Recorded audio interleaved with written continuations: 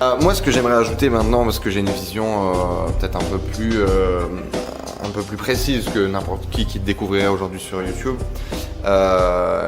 c'est que tu produis un travail qui est certainement plus sérieux et plus en profondeur que l'intégralité des gens du domaine. Première chose. C'est-à-dire que vous devez le sentir si vous connaissez pas ça ou si vous tombez pour la première fois sur cette vidéo. Le mec, on pourrait dire qu'il est un peu perché, d'accord? On pourrait utiliser cet adjectif-là pour le caractériser, parce qu'effectivement, il a cette obsession, tu vois, ce truc dans lequel il se dédie complètement à ce qu'il fait et il est capable vraiment d'aller très très très loin en profondeur pour répondre à une question qui, toi, tu te laisserais peut-être même pas poser parce qu'on s'en fout. Mais pour lui, c'est important.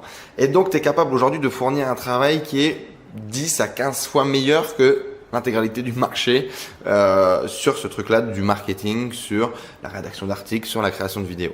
Donc il y a quand même cet élément-là qu'il faut pas oublier, c'est-à-dire que l'intégralité des vidéos, elles sont bonnes, elles sont bien faites, elles sont bien racontées.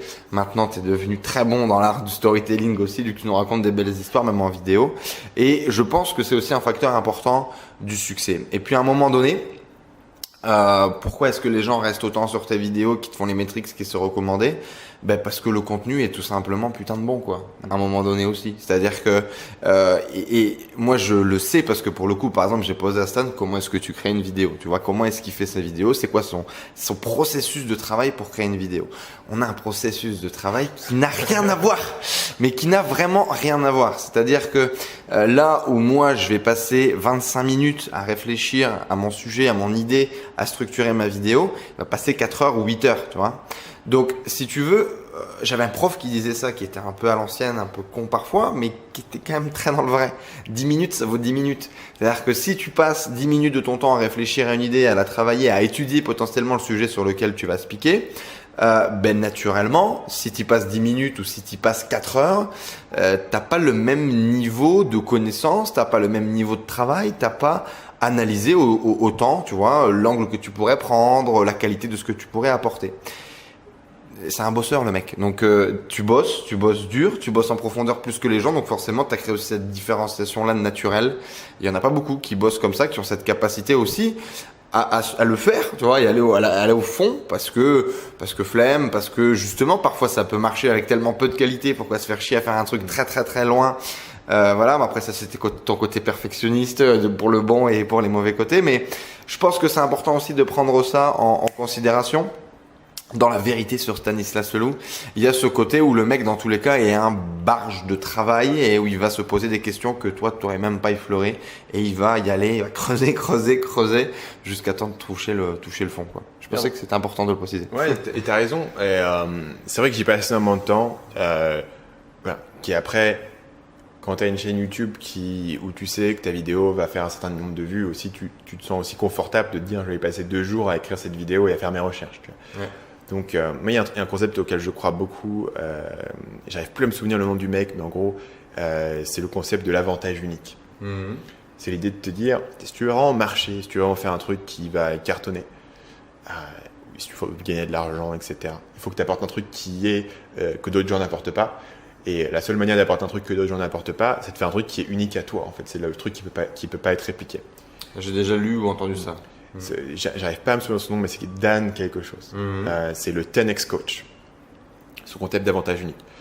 Et ce qui veut dire que ce que tu en déduis, c'est que tout le monde ne devrait pas faire comme moi et passer 8 heures à écrire la vidéo parfaite avec les bons extraits, etc. Et donc ça te rend unique et donc ton contenu est unique. Ce que ça veut dire, c'est que c'est mon truc, c'est la manière dont moi je travaille sur les trucs. Moi, je suis naturellement. En fait, je pense que pour vraiment comprendre le cerveau, il faudrait garder en fait ce que tu lis tous les jours, tu vois. Et quand tu regardes les articles que je lis, mais moi parfois je me dis mais qu'est-ce que je fais là?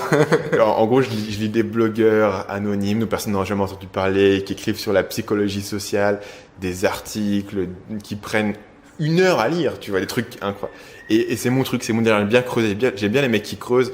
Je lis un mec qui écrit des analyses de différents médicaments. Genre les différents médicaments sur la schizophrénie et l'analyse des différentes études et tout. Genre, je comprends. Il est perché. Je l'ai dit. Je comprends pas tout ce qu'il raconte parce qu'il y a beaucoup d'arguments statistiques, il y a beaucoup d'arguments médicaux, etc. Le mec est psychiatre de formation. Mais la manière dont il réfléchit me fascine, la volonté qu'il a à creuser de manière indépendante me fascine. Bon, c'est mon truc, tu vois. Ouais. C'est mon truc et on me dit, je vais au bout de ma démarche. au bout de ma putain de Et on va au fond et on le fait aussi sur YouTube, même si c'est un format qui, de prime abord, on n'aurait pas dit que ce type de format un peu plus long, un peu plus en profondeur aurait pu fonctionner sur ce média, par exemple. Et ça, moi, j'ai eu une révélation. Pendant très longtemps, j'ai pensé à la même chose. Pendant très longtemps, Je le pense pas. C'est juste un constat qu'on pourrait faire. Mais moi, je pensais ça. Je me dis sur YouTube, il faut faire du divertissement, il faut faire du rapide, il faut faire du fun, il faut montrer des trucs. J'ai pensé ça et en fait, j'ai découvert plusieurs chaînes, mais une chaîne en particulier qui s'appelle le Nerd Writer. Donc nerd comme un nerd, quoi. Tu vois. NERD. Donc tu vois directement dans le nom le type de truc que le mec fait. Et en fait, il fait des analyses de pop culture ultra chiadées. Je pense que tu m'en avais parlé à l'époque, tu étais déjà très influencé par cette chaîne. Extrêmement influencé, mais parce que quand je l'ai découvert, et le mec, j'ai été voir son Social Blade, et il décollait, ses vidéos commençaient à faire des millions de vues, etc. Parce qu'il faut savoir que si tu connais pas encore Stan, ou si tu as vu que quelques vidéos de Stan, les 3/4 du temps, il est sur son bureau tout seul et il bouge pas, quoi. Il n'y a pas de dynamisme, il explose pas, il est pas comme moi à te crier dessus, à te motiver. Non, il fait juste son analyse devant son bureau et puis c'est tout, quoi. À la limite, parfois il te passe des bouts de série, des bouts de films qu'il va analyser. Il y a quand même une certaine dynamique, on va dire, dans le montage, dans l'audio, mais il va pas faire le monter sur le Machu Picchu pour faire des vues, quoi. Le montage est dynamique, mais effectivement le film. Et en fait, toutes ces chaînes dont je m'inspire aujourd'hui, il y en a plein d'autres. Il y a plein de chaînes qui font ça dans le domaine du cinéma. Des mecs qui vont analyser des films et des détails. Ils vont analyser une scène. Il a une vidéo où il analyse en gros une scène uniquement par le placement des acteurs. Et en gros, il fait un plan, il regarde comment les acteurs se déplacent et il analyse ça pendant 10 minutes. Tu vois. Et cette vidéo, elle a cartonné sur sa chaîne. Et je me dis, tiens, tout d'un coup, YouTube, c'est pas exactement ce que je pensais. Il y a des gens sur YouTube qui font du contenu profond, d'analyse, de machin, et les gens regardent. Parce qu'aujourd'hui, les gens sont sur YouTube et ils cherchent différents trucs. Ils cherchent du divertissement, ils cherchent à s'instruire. Et ça, c'est une révélation pour moi. Je me suis dit, tiens, on va tester les vidéos marketing sur YouTube. Tu vois, ça. Tu combines ça avec moi, mon truc, un peu d'analyser les choses de manière profonde. Même les articles que je faisais, j'ai fait que quelques articles sur Marketing Mania. Mais c'est pareil. C'était des longs articles avec beaucoup de données, avec beaucoup de screenshots. C'est un peu moi ce qui m'intéressait, la manière dont ça m'intéressait de faire. Et donc voilà, c'est ma force personnelle, c'est mon truc personnel que j'ai su faire et qui a décollé sur YouTube. J'avais testé plein de trucs dans ma vie, hein, c'est vraiment pas la première chose que je fais. Après, il y a aussi un truc où quand tu trouves que quelque chose fonctionne, tu vas banco. Tu vas full, tu mets tes pièces dessus, quoi. Et le temps que je consacre à ma chaîne YouTube, aujourd'hui, c'est la grande majorité de mon temps. Et c'est aussi ce qui rapporte la grande majorité de mon trafic. Et voilà, je peux très bien continuer à faire des vidéos. Au départ, j'investissais beaucoup moins de temps sur une vidéo parce que fallait que je fasse tourner le business. Donc, je pouvais pas faire passer l'ensemble de mon temps sur une vidéo qui allait faire quelques centaines de vues. Donc, ça a changé au fil du temps. Il y a quelques vidéos qui ont commencé à me prendre plus de temps, puis plus de temps. Et aujourd'hui, je prends, si tu veux, un grand intérêt à faire des vidéos que personne d'autre peut faire parce qu'elles prendraient trop de temps à faire. Et les gens n'iraient pas à faire autant de recherche. Et donc, ça me donne aussi un avantage de dire, tiens, il y a des vidéos que seul moi peux faire et donc les gens ont vraiment envie de les regarder. Ce qui fait que je n'irai pas faire des vidéos sur des sujets un peu plus attendus. Tu vois, je n'irai pas faire une vidéo du type 4 conseils pour écrire une bonne page de vente, parce que beaucoup de gens peuvent le faire. Tu vois. Ce que j'irais faire, c'est de dire ouais, je trouve cette vidéo de vente, elle est géniale, je vais vous expliquer l'ensemble des éléments de la vidéo. En 45 minutes. Pas en 45 minutes, parce que non, mais tu vois l'idée. C'est trop long. Ouais, mais c'est ça. En 12-15 minutes, et je vais te refaire un schéma qui s'affiche à l'écran avec les 4 systèmes de la vidéo, avec les différents arguments. Je vais les coder par couleur. Enfin, j'essaye de trouver un truc où je vais une étape plus loin que les autres. Je pense que ce qui est super pertinent sur ce que tu viens de dire, c'est toi derrière cette vidéo, si tu es un entrepreneur, si tu crées du contenu, s'il y a des choses comme ça qui t'intéressent, cette idée de valeur unique, de comment est-ce que toi tu peux proposer quelque chose que les autres ne pourront pas recopier parce que ça demande du temps, ça demande des connaissances, ça demande de... moi par exemple, il y a une notion intéressante là, ou un point de vue différent effectivement que... Quelqu'un allait voir là-dessus qui fait un peu le contre-pied à moi, c'est Antoine BM. Ouais. Antoine BM, je ne sais pas si tu as vu ça, mais on m'a partagé ça récemment. Récemment, il a fait un truc où il s'est mis sur son téléphone et pendant 7 minutes, il a expliqué mais pourquoi tout le monde a une vie de merde, va à l'école, travaille, etc. En gros, il a fait une vidéo qui visionnait des tripes, tu vois, genre sur son téléphone comme ça. C'est un podcast, c'est juste de l'audio. Il a posté ça sur Facebook. Sur Facebook, cette vidéo a aujourd'hui plus de 1 million de vues. Tu blagues, mais j'ai pas vu ça. Ouais, il faut regarder sur la chaîne, sur la page Facebook d'Antoine BM. Ça s'appelle Quand est-ce qu'on arrête d'avoir une vie de merde? Le coup de gueule de 23h41. Plus d'1 million de vues. Tu vois, le truc qui a résonné. 1 million de vues. Ouais. C'est énorme.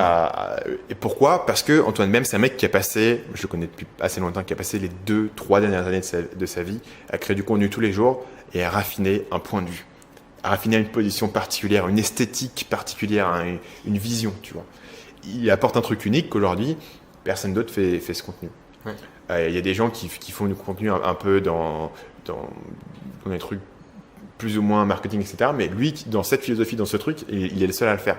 Et il a raffiné son truc. Et aujourd'hui, les gens peuvent découvrir un truc de 7 minutes, être accrochés par son audio sur Facebook pendant 7 minutes. C'est énorme. Ce qui est quand même compliqué.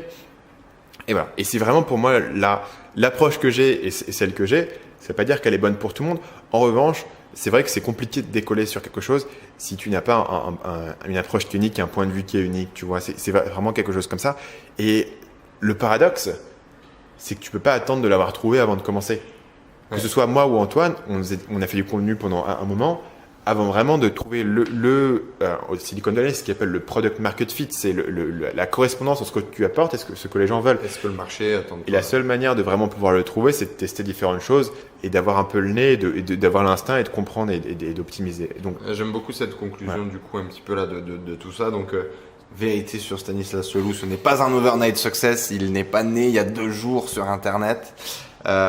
Cette idée effectivement d'expérimentation, d'itération, de recontinuer, de travailler très en profondeur comme il peut le faire, ça l'amène aujourd'hui effectivement à faire cette croissance qui est débile et qui a aucun sens, de faire 3000 à 80 000 sur une année, d'exploser tout le monde, parce que grosso modo on va dire dans le YouTube game marketing il y a 1 an il était personne, il était très bon peut-être sur son blog, très bon sur ses tunnels de vente, inconnu au bataillon sur YouTube, et aujourd'hui il est numéro 1 peut-être et loin devant, et vu la croissance c'est pas fini.